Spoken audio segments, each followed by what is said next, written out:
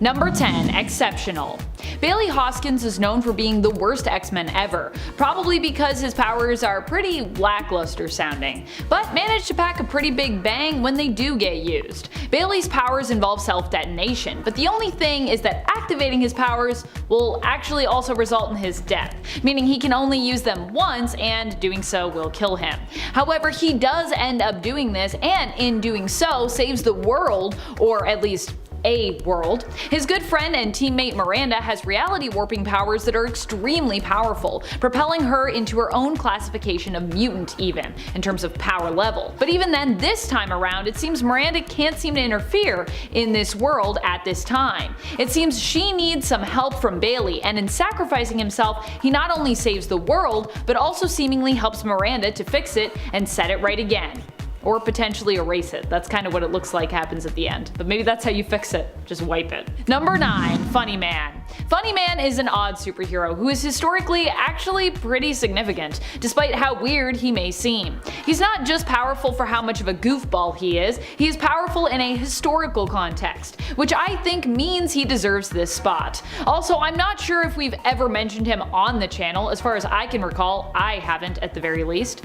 Funny Man was a creation of Jerry Siegel and Joe Shuster, after they both left DC and began what would become an epic and long-time legal dispute over the rights to Superman, not feeling they were being fairly paid their dues. And for those who don't know, Jerry Siegel and Joe Shuster are the ones that created Superman. Siegel especially was passionate about getting the rights to their character back. After leaving DC, they reconnected with former DC editor Vin Sullivan, who had started up his own comic book company, Magazine Enterprises. Jerry and Joe tried to create the magic of Superman again, but this time by teaming up to make something entirely different and new: Funny Man. Celebrating their love of comic book pranks and humor, Funny Man was comedian Larry Davis, who after a publicity stunt gone wrong, ends up actually catching a real-life criminal, and decides to become a bona fide superhero, using his jokes and funny pranks to apprehend and stop criminals. A wacky idea that sadly did not end up panning out in the end for Jerry and Joe, as the character only lasted 6 issues. Funny Man didn't have any powers, but he was miraculously and comically good at stopping villains with his antics, and sometimes even doing this completely by accident.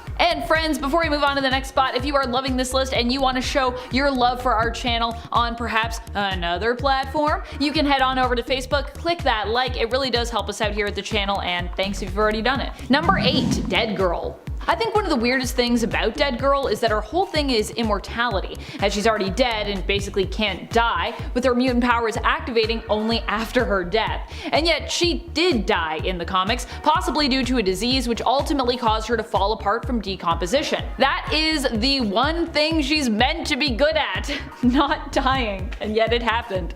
Because she's technically already dead. Fortunately, that didn't stop Dead Girl from going on adventures, and she currently still is doing so, even despite dying. Joining the newly reformed Static X as they battle against Zeitgeist Team Excellent. Dead Girl's power allows her to reanimate herself, parts of herself, and to communicate with ghosts and even temporarily resurrect the dead. Coming in at number 7, we have the powerless Dr. Stephen Strange. In issue number 40 of the first volume of Marvel's original What If comics, we got to see an alternate reality where Baron Mordo wound up becoming the Sorcerer Supreme. And while most of the story would focus on Mordo's misadventures in the role, Doctor Strange's role in it is definitely unique to say the least. When Stephen Strange showed up on the Ancient One's doorstep wondering if there was any possibility the mystic arts could heal his hands, the Ancient One simply taught him some anxiety-decreasing meditation and then sent him on his way, making Strange believe that it was all some sort of yoga retreat. This version of Strange would go on to merely become a peaceful professor at a medical school, which compared to the Sorcerer Supreme's usual lifestyle is definitely a little bit, well, strange. Number 6. Elasti Woman. Elasti Woman. I love Rita Farr. She is one of the members of DC's Doom Patrol. In the show Doom Patrol, Rita might struggle to utilize and control her powers, still afraid of them and of her appearance while using them, as well as becoming, permanently stuck in her kind of creepy elastic form that she has in the show. But in the comics, Elasti Woman has learned to master her abilities. Rita gained her powers while she, as a Hollywood actress, was working on a set in Africa. She was exposed to volcanic gas mass, which allowed her to change the size of her body and limbs at will, also having the ability to stretch her limbs. John Byrne's interpretation of the character was also able to alter the size of objects just by touching them. And the current Prime Earth continuity version of her also has shapeshifting abilities. I also feel like DC's Doom Patrol series does a great job of capturing what like shapeshifting or stretching powers would be like in real life, and kind of the whole horror and body dysmorphia aspects of them. Possibly it's one of the best live action interpretations of this kind of power set I have ever seen. Also, if you aren't watching DC's Doom Patrol, what are you doing with your life? Go watch it, it's so good. Number 5. What if Iron Man was trapped in the time of King Arthur? While all of these stories are based on things that actually did happen, this is also based on something that did happen, so if you think it sounds weird because it's just so random, that is a thing that actually happened, where Iron Man and Dr. Doom in main continuity traveled back to the time of Arthurian legend. However, rather than getting back home in this version while Doom manages to leave, he leaves Iron Man trapped in the past. Oh no! A weird turn of events ends up leaving Tony Stark as the ruler and king of England following the death of his friend King Arthur. Tony actually proves to be a great king and lives out his days there in the past just as an accomplished and celebrated ruler. I actually wonder what effect that would have had on the present, because I feel like everything would be very different if Tony Stark were the king of England. This all goes down in issue 33 of the 1997 What If series, so you can check that out if you want. Number 4. Crazy Jane. Crazy Jane is a member of the Doom Patrol, and honestly, that is a great team to look at if you want to find some superheroes who are actually quite powerful but also just wonderfully weird. Jane is no exception to that rule. She's kind of like Marvel's Legion, who appeared only a few years before she made her debut over at DC Comics, first appearing in Doom Patrol issue 19 of the 1987 series, created by comic book writing legend Grant Morrison and masterful artist Richard Case. Crazy Jane is Kay Chalice, who within her has at least 64 personalities, each with their own personas and their own power sets. While this means she has a lot of power at her fingertips, the challenging thing is that Jane often struggles to find balance with the various personalities residing within her, and has demonstrated various levels of control over them, and they over her. Coming in at number 3, we're back in the world of animal puns with CROCTOR Strange. That's right, Loki isn't the only magical hero with an alligator alter ego. Hailing from the same reality as the meme-worthy Spectacular Spider-Man, CROCTOR Strange is an anthropomorphic crocodile who learned his magic from a being known as the Rancid One, and often clashes with the pig-themed Dormammu. And if that's not punny enough for you, this version of Strange is also a member of the Unhumanati instead of the Illuminati, which also features a mouse-themed version of Iron Man. Ooh, and I thought they said Disney taking over wouldn't have any weird side effects. Number 2. METAMORPHO. Probably one of the strangest but also most powerful heroes out there is METAMORPHO. METAMORPHO made his first appearance back in 1965 in The Brave and the Bold issue 57, and has also been known as the Element Man in comics. He has a very unique and interesting power set that allows him to transform his body or parts of his body into any element. This also gives him a pretty unique look as well. METAMORPHO isn't the only hero to exhibit these powers though. At one point we also had Element Girl, whose story ended up turning quite bleak in the end, I must say. She assisted METAMORPHO on some of his adventures, and maybe if we do a part 2 I will tell you some more about her on that list. Number 1. Dupe. By far the strangest yet kinda in a weird way most OP characters of all time from Marvel has to be Dupe. Okay, so he's at the very least the most strange, even if you don't agree that he's the most OP.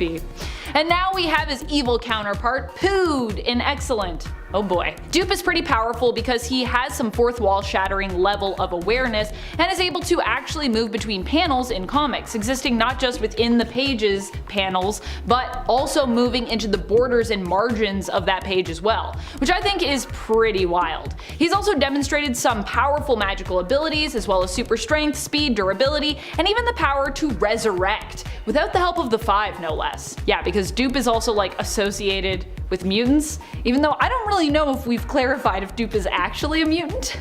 but he's definitely mutant adjacent at least. Coming in at number 10, we have the undead Doctor Strange from the Marvel Zombies universe. While this version of Stephen Strange was able to avoid the initial outbreak of the zombie virus that destroyed their version of Earth, he was eventually tragically bitten and converted into a member of the undead army while defending a dimensional doorway that would have allowed the zombie swarm to invade and infest other realities. The newly zombified Doctor Strange now uses this doorway to peer through the alternate worlds of the Marvel multiverse and find ideal worlds for the zombie invasion to begin anew, making this a very weird but also very dangerous interpretation of Doctor Strange. Coming in at number 9, we have the Soldier Supreme, a very odd combination of Doctor Strange and the Punisher. On an alternate Earth where vampires have killed most of the world's heroes and converted much of the normal population, one of the few vigilantes remaining is Frank Castle. Possessed by the spirit and knowledge of Dr. Stephen Strange as a last-ditch effort to save this reality, the Punisher and the Sorcerer Supreme combined into a single vampire-slaying enemy, turning the Punisher's violent tendencies into the last defense against an unstoppable vampire army. Coming in at number 8, we have the Ultimate Universe version of Doctor Strange, aka Stephen Strange Jr. In the Ultimate Marvel Universe, this version of Doctor Strange that we're introduced to is actually the son of a more traditional interpretation of the character. Following in his father's footsteps, Stephen Strange Jr. eventually becomes the Sorcerer Supreme following his dad's disappearance. But the odd part that gets him on this list is unfortunately his over-the-top and needlessly nasty death.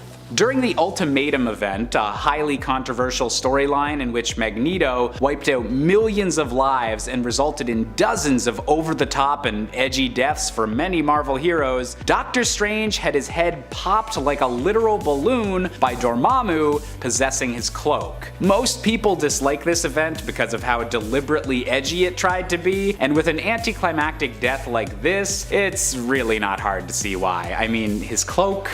Really? Number 7. What if Betty Brant, instead of Spider-Man, had been bitten by the radioactive spider? This one comes to us from a 3-part story and is simply one story within that. It is from the original What If series Volume 1 from 1997, issue number 7. Here, Betty Brant, instead of Peter Parker, is the one bitten by the radioactive spider, gaining spider-like abilities. While the story isn't a strange premise at all, like I don't think it's weird for Betty Brant to become, a version of Spider-Man, what really makes this one stand out for me in terms of its weirdness is Betty's costume here, which is... it's something. It's also odd that in this alternate reality, Betty happens to be the only alternate person to become Spider-Man that manages to survive the ordeal, with both John Jameson and Flash Thompson in this issue, who are featured in the other 2 stories, dying as a result of gaining spider powers and attempting to use them. Instead of Betty choosing not to pursue the thief that kills Peter's Uncle Ben, she simply is unable to because she used up all her web fluid posing for pictures for Peter. Which is a whole other thing, but also, wait, can't you just go after them anyways? Don't you have superpowers? It doesn't matter that your web fluid is gone. Anyways, she still blames herself for Uncle Ben's death and decides to quit being Spider Lady, which I think is a little harsh. I feel like she wasn't really super responsible for that, but I guess she could have gone after him. I don't know why she didn't do that. Be like, use your super strength, climb on walls, do any of the other things you can do. Coming in at number 6, we have Strange Supreme from the first season of the Disney Plus show, What If? In an alternate timeline where instead of losing his hands in a car accident, Stephen Strange instead has to endure the loss of the love of his life, Dr. Christine Palmer. Desperate to bring her back, Strange trains in the mystic arts but finds himself drawn to much darker powers as he realizes that Christine's death is a fixed point in this timeline, and it would take an incredible amount of magical power to undo it. Turning to the dark side and becoming Strange Supreme, Strange absorbs centuries worth of magical beings before finally absorbing even his own better self. Tragically, even when he does have enough power to save Christine, she is disgusted at the monster he's become to save her, leaving him alone as the entire universe collapses around him.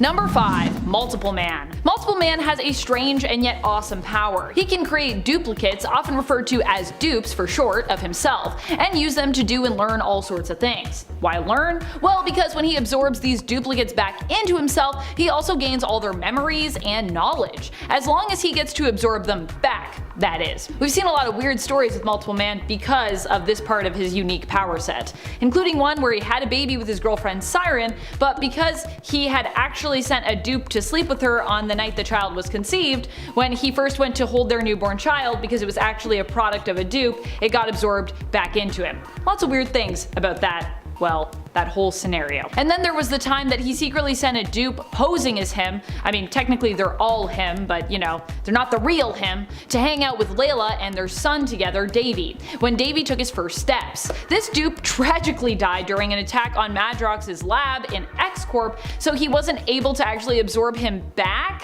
and therefore lost those memories forever. Ooh, sad, weird. Kinda awful, Jamie. I love when people are always like, man, Jamie, why are you always sending dupes to hang out with me? And Jamie's response is just like, I mean, technically the dupes are me, so like, you're just hanging out with me. Coming in at number 4, we have Doctor Strange of the year 1602 from the Marvel series of the same name. In this offshoot of the multiverse where many of Marvel's classic heroes were now born during the era of the 17th century, Dr. Stephen Strange was an advisor to the first Queen Elizabeth, and the right-hand man to the monarchy when it came to all matters relating to magic. This old-timey take on the character would be weird enough on its own, but gets extra bizarre when you consider that this version of Strange was eventually executed by the monarchy for treason, but continued to give guidance to this Earth's heroes as a ghost from the afterlife. Talk about not retiring when your time is up, am I right? Number 3. What if Aunt May instead of her nephew Peter had been bitten by that radioactive spider? This story reimagines what would have happened if once again it was not Peter Parker who received the fateful radioactive spider bite, but instead was his elderly Aunt May. This is from a humor issue, so you know it's gonna be weird and you know it's gonna be great. And it is. Aunt May here ends up getting bit after realizing that Peter had left his lunch at home on the day he and his class were meant to visit the exhibit at the Science Institute. And if you're like, Amanda, it's not called the Science Institute. Seriously, if you go to this issue, that is what is written on the building in the Science Institute. Of what? We don't know. She successfully delivers the forgotten lunch to Peter, cottage cheese and mashed string beans, but ends up feeling unwell on her way home, and finds that she has developed superpowers. She makes her own costume, becoming Spider-Man, and ends up facing off in this story with the ridiculous villain, Leapfrog. Because that's just how it goes. Coming in at number 2, we have a wild combination with the DC universe with Doctor Strange Fate. During the Marvel vs. DC miniseries of comics, an alternate reality known as Amalgam Comics was born, featuring combinations of iconic DC and Marvel heroes put into one body. One of the most notable of all of these crazy combinations was the being known as Doctor Strange Fate, a three-way mix-up between Dr. Stephen Strange, Dr. Charles Xavier, and the DC hero Dr. Fate. Man, this guy's got more PhDs than a diploma factory. With all of these magical, telepathic, and reality-warping powers combined, Doctor Strange Fate was incredibly powerful, but one of the weirdest aspects of the character was the fact that he knew he was just a temporary creation of a crossover event, and thus spent much of his time attempting to find a way to keep his reality ongoing. How very meta of you, Doctor Strange Fate. And finally, coming in at our top spot is the only Doctor Strange variant with feathers. We have Ducktor Strange. Hailing from the same weird world as Howard the Duck, aka Earth 791,021, you might be wondering why a duck-themed version of Doctor Strange is labeled as weirder than a crocodile-themed one. And that is because this Ducktor Strange is also a drunk. Studying under the ancient wino, this Strange's version of communicating with spirits is literally drinking spirits, although he does still possess enough magical energy to be able to transport himself and various other duck-themed heroes to different dimensions, including the mainstream Marvel universe. Just maybe lay off the booze a little bit. I'm not sure how well birds can handle their liquor. Number 10. What if Jane Foster had found the Hammer of Thor? This one isn't so strange for the premise, but it's more bizarre because of where the premise took us in the end. This is a story we've also seen adapted to the main continuity, though fortunately it does not quite share this same ending, which I'm pretty happy about, to be honest. Jane ends up finding the hammer of Thor and becoming the goddess of storms, taking up the mantle Thordis. Lady Sif, missing Thor, ends up finding and falling in love with Donald Blake, who is later revealed of course to be the true Thor when Odin asks Thordis to return his hammer to him. As thanks for her service, however, Odin makes Jane a goddess. However, as Jane was in love with Donald, who is now Thor and is in love with Lady Sif, her heart is broken and she has to be returned to her mortal self because of this. But Odin has a better solution and proposes to Jane, who agrees, to marry him, and then they all live happily ever after. With Jane finding that those very qualities she both admired and loved in the mortal Don Blake are also to be found in the father of immortal Thor. My goodness. That's a very strange ending to that story. How about instead of being with my son, you be with me, his father, haha. Okay, Odin, what? I feel like I like it better when Odin just doesn't really like Jane. I think that works more. Is that weird? Number 9. What if the Avengers were the last superheroes on Earth? This story allows us to imagine what the world would be like if all the superpowered beings on Earth were defeated by the Avengers. At the behest of the Scarlet Centurion, the Avengers attempt to eradicate all superpowered beings, including themselves. In the end, after all threats have been defeated, they decide to disband, being the last ones with powers, in order to usher in an era of peace on Earth. They all go off to live their own normal-ish lives. Thor returns to Asgard, Tony returns to being a billionaire playboy in Las Vegas, only to realize that it doesn't really bring him any joy and actually considers entering into politics. And Janet Van Dyne and Hank Pym actually seem to find quite a bit of happiness, going off and getting married and focusing on their time with one another, which is kind of sweet. I guess if they weren't superheroes it would work out pretty well for them. Scarlet Centurion does return to threaten Earth and forces the Avengers to come together one more time, but after defeating him, they once again go their separate ways back into retirement. And they also kind of question, like, if being a superhero is actually a bad thing, because does it create more problems than it solves? Just a quick reminder, if you love these what if lists, I personally love bringing them to you because these stories are amazing. Be sure to show us that love by giving this video a thumbs up, sharing, commenting, subscribing, all the things. Number 8. What if the Gamma Bomb spawned 1,000 Hulks? This story comes to us from volume 2 of the What If series that started back in 1989.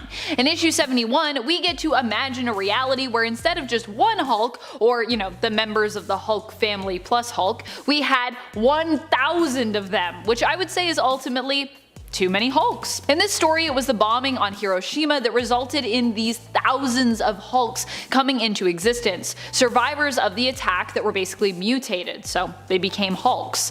In the end, Bruce Banner, aka Hulk, who of course goes on to become the Hulk in the story, must attempt to stand up against this army and attempt to defeat it with the help of some friends. Number 7. Moon Girl and Devil Dinosaur. Moon Girl and Devil Dinosaur make for a great pair, especially as Moon Girl's power set allows her to swap her consciousness with Devil Dinosaur's consciousness. An oddly specific but super powerful ability. Moon Girl, aka Lunella Lafayette, actually has inhuman lineage and gained her abilities after undergoing Terrigenesis. Aside from that, she is also a super genius, and despite her young age, is likely one of the most brilliant and gifted minds that we have in the Marvel Universe. Also, when we're talking about weird power sets and weird heroes who are also super powerful, Moon Girl really fits the bill, as even outside of being a superhero, she's identified as a kind of oddball her entire life. In fact, she was super nervous about undergoing Terrigenesis because of this. Although she has embraced her weirdness, she was worried that this would just be another thing that would make her stand out more and turn her into even more of a freak than she already was. Aw, Lunella. I identify a lot with Moon Girl. I feel like she's such a cool and underrated character. Number 6. What if Submariner never regained his memories? This story allows us to glimpse into an alternate reality where Namor never met the Human Torch and never ended up regaining his memories and returning to Atlantis, learning that he was the true ruler of the underwater kingdom. Instead, the Submariner remains unaware of his true heritage and ends up joining a ship's crew, finding himself inexplicably drawn to the sea. I wonder why. The captain of the ship, Namor's friend, friend McCandless ends up being mutineered against and goes overboard while injured when he believes they found the lost entrance to the center of the earth. Namor, or Mr. Smith as he's known, follows after him and ends up being retrieved from the ice-cold water by Inuits later on. They end up worshipping Namor as the Lord of the Frozen Sea, along with frozen Captain America, who they worship as the Lord of the Frozen Ice. And Namor's like, I guess this is my life now, and I'm pretty good with it. So I guess it all worked out in the end, and now he just gets to be the Lord of the Sea really far up north where it's cold.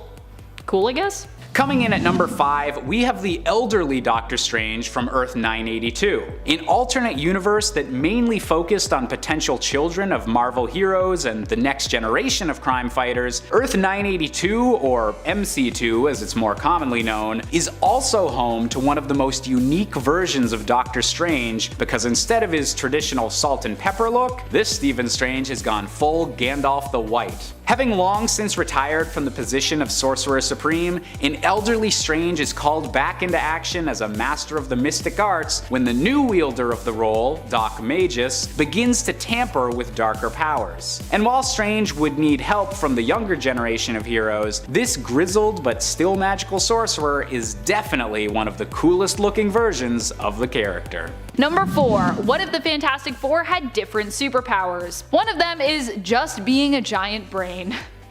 It's true. Actually, overall, these powers feel very Doom Patrol meets X-Men in my opinion. In this alternate story, when subjected to cosmic radiation, the FF get completely different powers than what each member has in main continuity. Johnny becomes a robot, Ben gets dragon-like wings, Reed is just a disembodied brain, admittedly not a very great power, and Sue ends up with the least original powers, getting Reed's old powers instead, the ability to stretch her body like Taffy or Silly Putty. Really, I feel like Sue always gets sort of like the worst part of these stories whenever she's in a what if. Hers are always so like quick or just so kinda lame, and I'm like, dang, why does an invisible woman get some cool stuff? I think she was still Invisible Girl at this time though, maybe that's why. Number 3. Squirrel Girl. Squirrel Girl is also one of the most ridiculous heroes when it comes to her premise and her power set. Although really what makes Squirrel Girl, aka Doreen Green, so strong of a hero, so powerful of a hero, and of a character, is her likability and her approach to heroism. She has a tendency to beat villains by befriending them and persuading them to stop their devilish and deadly plots. Although she has also summoned an army of squirrels in the past to help her take down even some of the most famous and notorious villains, like early on in her career when she handily and embarrassingly defeated Dr. Doom. Squirrel Girl has also faced off and defeated the likes of Thanos and Galactus as well. I love Doreen Green. I want to be Doreen Green, she's so great. Number 2. What if the Fantastic Four all had the stretching powers of Mr. Fantastic? Oh boy, I love this issue because we get 4 stories where we get to imagine what it would be like if multiple members of the FF shared basically the same powers.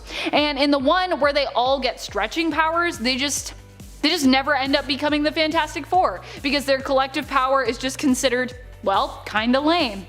Sue in fact insists that they never let anyone know of their powers because she feels like, and I quote, a freak. Both Sue and Ben feel as though the stretching powers are ridiculous, monstrous, ugly, and dumb, while Reed and Johnny actually think they're pretty neat and even could be useful. Still, Sue and Ben's way of thinking wins out, so the Fantastic Four never become a superhero team. The end. Number 1. What if Thanos had changed Galactus into a human being? I really love this What If story personally. It comes to us from, once again, one of the humor issues of What If, so you know it's gonna be a riot. In this story, Thanos turns Galactus into a human being in order to defeat him, and Galactus ends up on Earth with no memory of who he was or is. He does, however, happen to look a lot like Elvis Presley, and even sings and plays like him too.